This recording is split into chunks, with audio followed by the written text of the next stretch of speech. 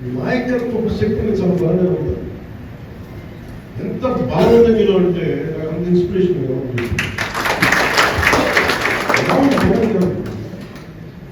ఒకసారి మీరు జై తెలంగాణ గర్జిస్తే తెలంగాణ యువత దేశం కదిలిపోయింది.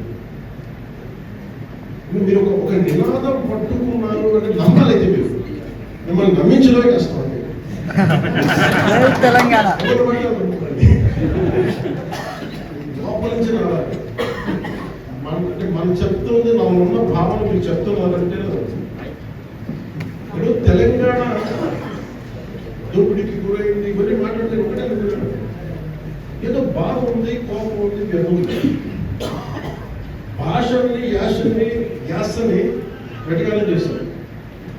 అప్పుడు పాలిటిక్స్ పెరిగిపోయింది.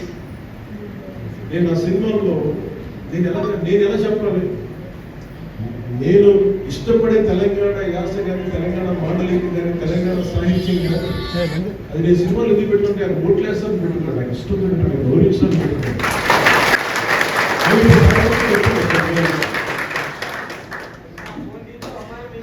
నేను కూర్చున్న దానిలో చాలా బలమైన జనసేన ఐడియాలజీ కన్ఫ్యూజ్డ్ ఐడియాలజీ మాట్లాడారు. ఒకసారి లెఫ్ట్ వామపక్ష భావజాలం ఉంటాను, ఒకసారి రైట్. మిగతా వాళ్ళకి కన్ఫ్యూజన్, నా కన్ఫ్యూజన్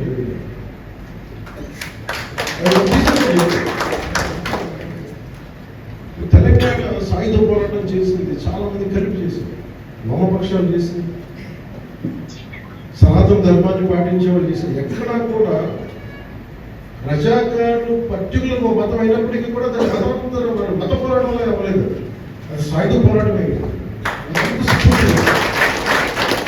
అంటే నేను ఆ బ్యాలెన్స్ నేను పట్టుకున్నాను. నాకు అర్థమైంది తెలంగాణ పోరాటం అన్యాయం జరుగుతుంది, కానీ దానికి నువ్వు ఈ రిలీజియస్ యాంగిల్ తీసుకోకపోతున్నా, ఇంకో యాంగిల్ పట్టుకోవాలి, ఒక జస్టిస్ యాంగిల్ పట్టుకోవాలి. నాకు తెలంగాణ పోరాటం వచ్చింది. అలాంటి నేలలో నాకు ఒకసారి అనిపిస్తుంది, నేను ఓడిపోయినప్పుడు 2019లో ఇక్కడి నుంచి పోటీ చేయాలి, గెలిపిస్తామని చెప్పినాయి. మాండలికంలో పాటలు పెట్టినా మన తెలంగాణ మాండలికానికి, మన ప్రాంతీయతకి, మన యాస భాషలకి నిలిచేది అవుతుంది. దానివల్ల ఓట్లు వస్తాయని కాదు, కలెక్షన్ పెరుగుతుంది, నాకు ఇష్టం కాదు. నన్ను అందరూ అర్థం చేసుకోవడం కష్టం, కానీ అర్థం చేసుకున్నవాడు కూడా చాలా పెద్ద.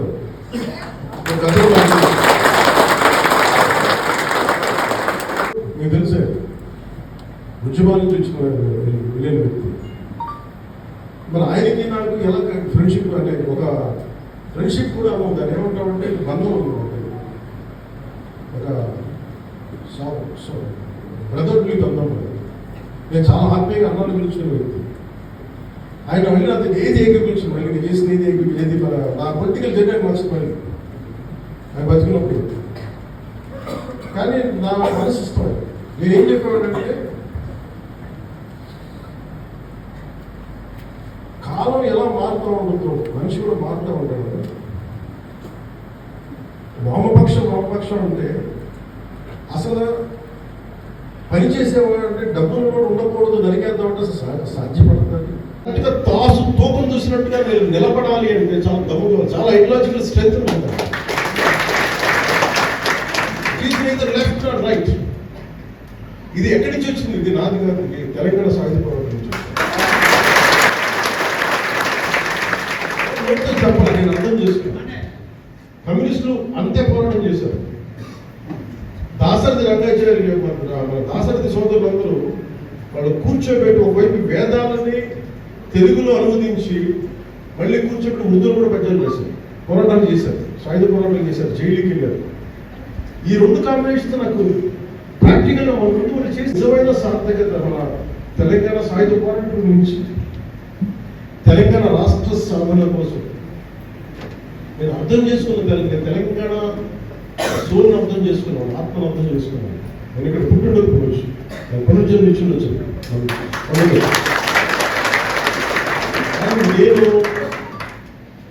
నేను మీలో ఉన్న బలమైన మార్పుని చూడలేదు. మీరు పట్టాలి కానీ మీలో ఎంత నాయకత్వ లక్షణాలు ఉంటే తెలంగాణ యువతలో కానీ తెలంగాణ ఆడపడుచులో కానీ నేను చూస్తున్నాను. ఆ కళ ఒక రోజు ఇప్పుడు వెంటనే I want party to grow organic, most organic. నాకు 15 వ్యక్తి నాకు ఉంది. వేల మంది కండువాలు కప్పుకునే వాళ్ళు నాకు అవసరం లేదు. 153,000 పంచాయతీ మనుషులు అవసరం, కానీ 153 నిలబడ్డారు చూసారు.